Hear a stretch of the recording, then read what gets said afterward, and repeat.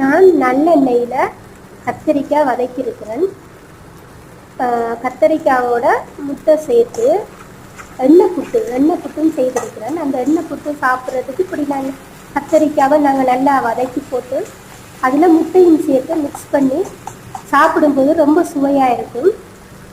நீங்களும் பிடிச்சிருந்தா இப்படி ஒரு தடவை எண்ணெய் புட்டோட கத்தரிக்காய் வதக்கி சாப்பிட்டு பாருங்கள். ரொம்ப சுவையாக இருக்கும். நல்லெண்ணெயில் சேர்த்து செய்ய வரும்.